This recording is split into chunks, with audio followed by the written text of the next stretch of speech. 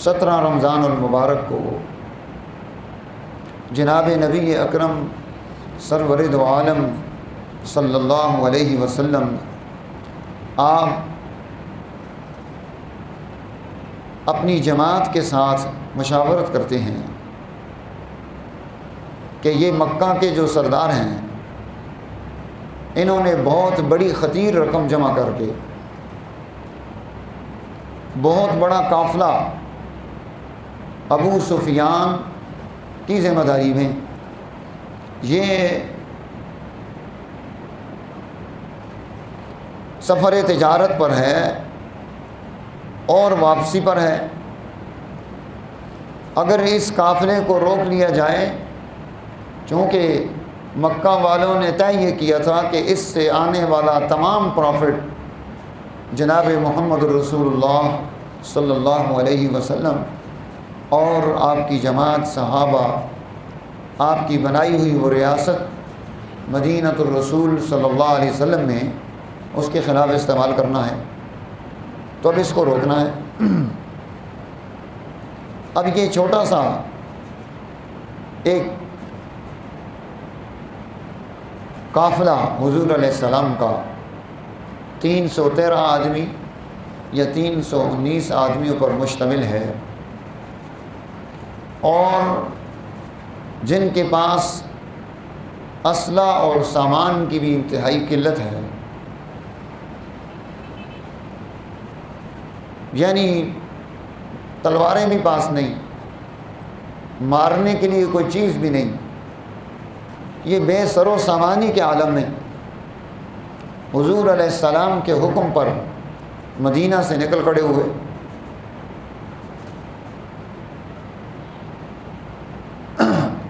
اللہ تعالیٰ نے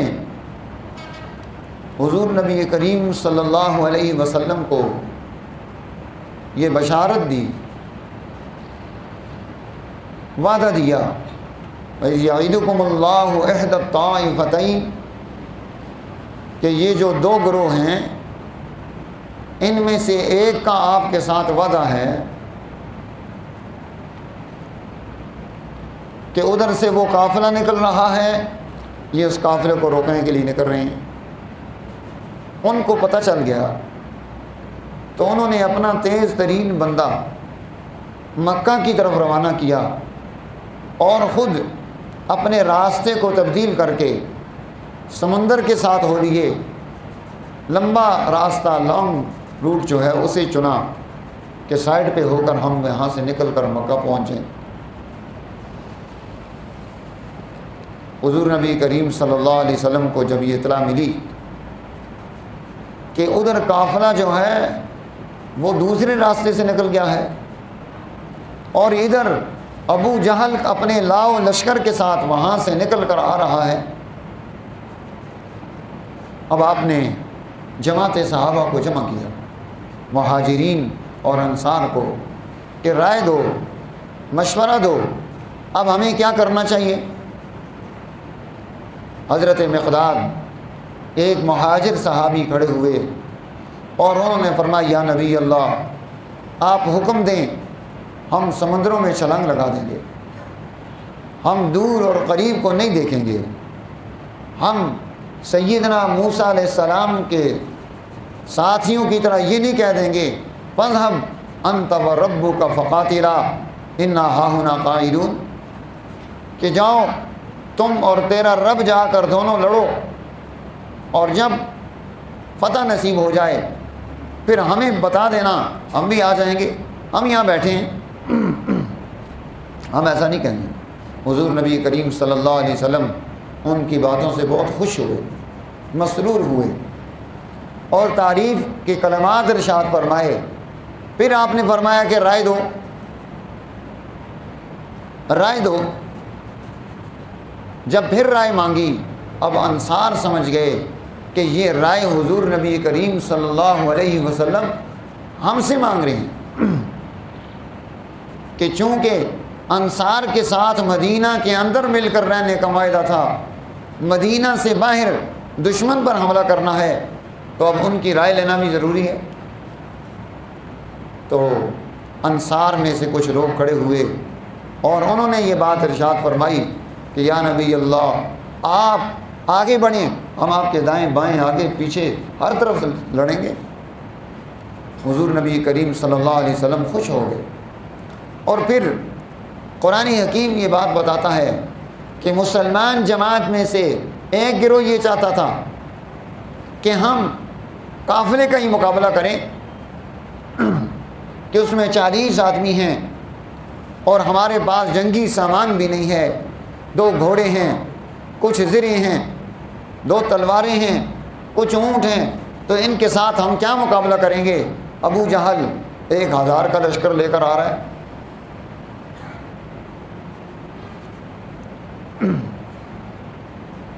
کہ تم یہ چاہ رہے تھے کہ تمہارا مقابلہ ان کے ساتھ نہ ہو جن کے پاس اسباب و وسائل ہیں، اور اللہ یہ چاہ رہا تھا وَيُحِقُّ اللَّهُ الْحَقَّ وَيُبْطِلَ الْبَاطِلَ، کہ حق کو واضح کر دے، باطل کو واضح کر دے کہ یہ حق ہے، یہ باطل ہے، حق کو غالب کر دے، باطل کو مغلوب کر دے، حق کو عزت دلا دے، باطل کو ذلت مل جائے۔ اللہ یہ چاہ رہا تھا، اور تم یہ چاہ رہے تھے کہ ہم لڑیں نا۔ بدر کے میدان میں ان 2 جماعتوں کا آپس میں ٹکراؤ ہو رہا ہے۔ ادھر حضور نبی کریم صلی اللہ علیہ وسلم کی پھوپھی عاتکہ، انہوں نے خواب دیکھا کہ فرشتے نے ایک پتھر اٹھا کر پھینکا ہے، وہ پتھر ٹکڑے ہوا اور مکہ کے بہت سارے گھروں میں ایک ایک اس کا حصہ جا کر گرا۔ انہوں نے یہ خواب اپنے بھائی سید الشہداء حضرت امیر حمزہ رضی اللہ عنہ کو بتا دی۔ بات سوسائٹی میں پھیل گئی، بات باہر نکل آئی، سب لوگوں میں بات کا چرچا ہو گیا۔ ابو جہل نے پھر غصہ کیا، قوم کو جمع کیا کہ یہ اس گھرانے میں پہلے مرد نبوت کا دعویٰ کر رہے تھے، اب عورتوں نے بھی نبوت کا دعویٰ شروع کر دیا ہے کہ یہ بھی نبیہ بن گئی ہیں، انہیں بھی خوابیں آنے لگ گئی ہیں۔ اب وہ پتھر کیا تھے؟ جس گھر میں پتھر گیا تھا وہاں سے ایک لاش نکلی تھی۔ وہ وہاں سے اپنے اس پورے لشکر کے ساتھ نکلتا ہے، شراب کے مٹکے ساتھ ہیں، گانے والی خوبصورت لڑکیاں ساتھ ہیں، ساز و سامان ہے، اسلحہ ہے، مست ہیں، اور ادھر یہ چھوٹی سی جماعت جس کے پاس وسائل نہیں، جنہیں جو جگہ میسر آئی وہ جگہ بھی درست نہیں، ریت ہے، پاؤں رکھتے ہیں تو پاؤں اندر چلا جاتا ہے، سواری اندر گھس رہی، پانی کے مقام پر ان کا قبضہ، ان کے پاس پانی نہیں۔ اب شیطان کیا کر رہا ہے؟ دلوں میں وسوسے ڈالتا ہے کہ تم تو کہہ رہے تھے ہم حق پرست ہیں، ہم سچے ہیں، ہم مخلص ہیں، ہم موحد ہیں، ہم اللہ کی توحید کا عالم بلند کرنے کے لیے نکلے ہیں، اور مدد ساری ان کی ہو رہی ہے، تمہاری تو مدد ہی نہیں۔ دل میں وسوسہ ہے، شیطانی قوتیں اب یہ وسوسے ڈال رہی ہیں۔ اللہ تعالیٰ نے میدان جنگ کا نقشہ تبدیل کر دیا،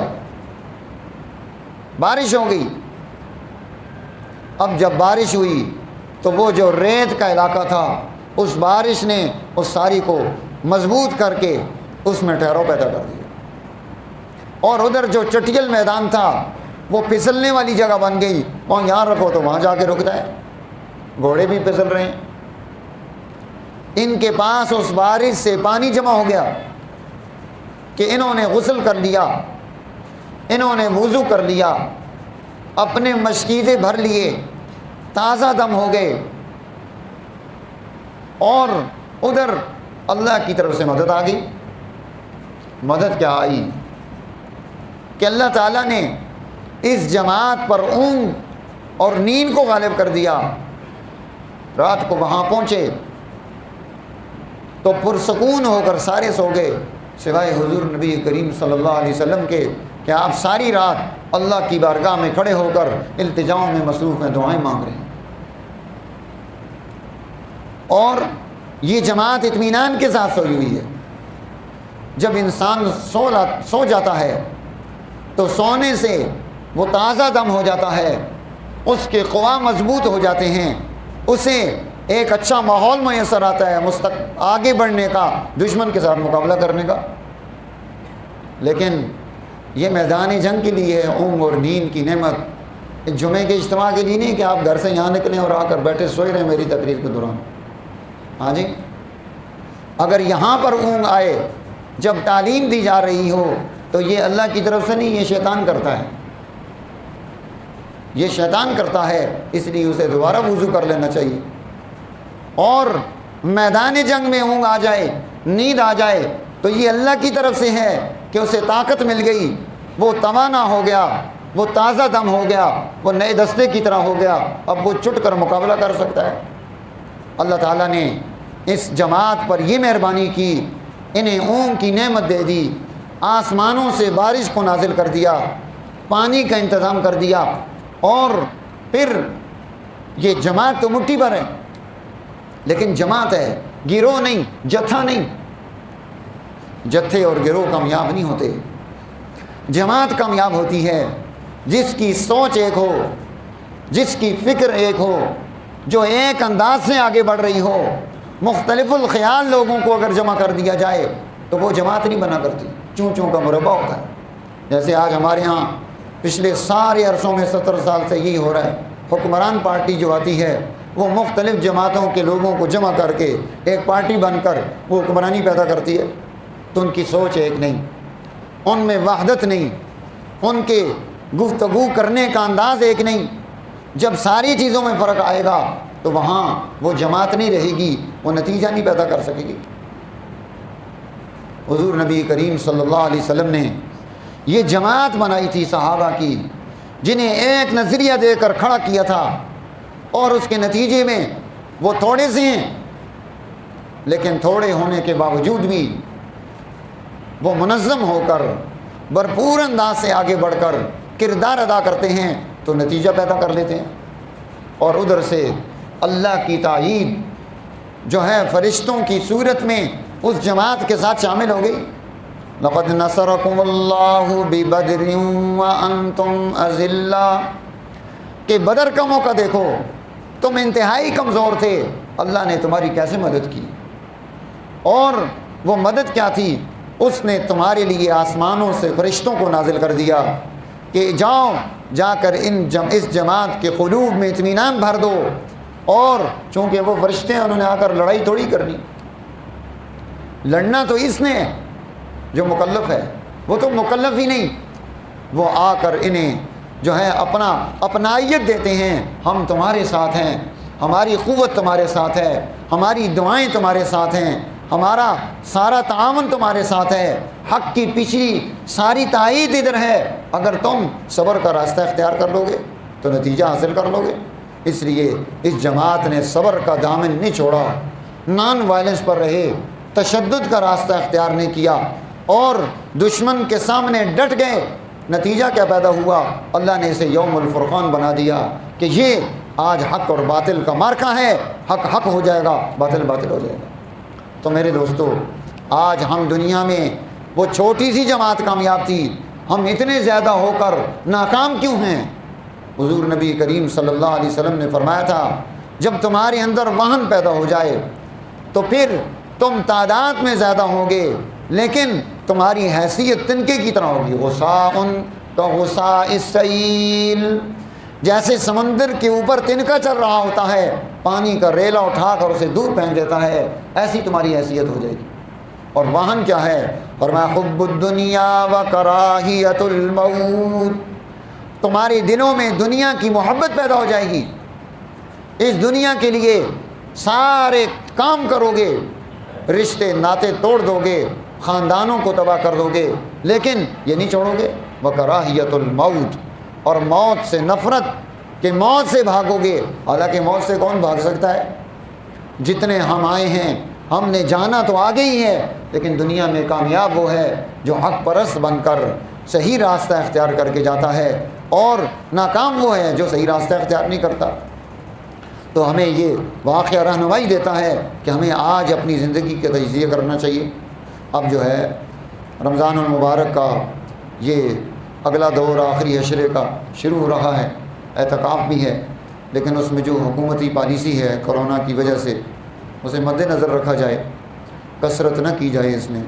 تاکہ بیماری کے بڑھنے کا خدشہ نہ پیدا ہو۔ اور اسی طرح جو احکامات آ رہے ہیں ہمیں ان کو فالو کرنا چاہیے، ان پر عمل پیرا ہونا چاہیے۔ یہ نتیجہ پیدا کرتا ہے، جیسے ماسک کا استعمال ہے، سوشل ڈسٹنس ہے، جو ہم کر سکتے ہیں ہمیں ان تمام چیزوں کو عمل میں لانا ہے، کیونکہ سارا کچھ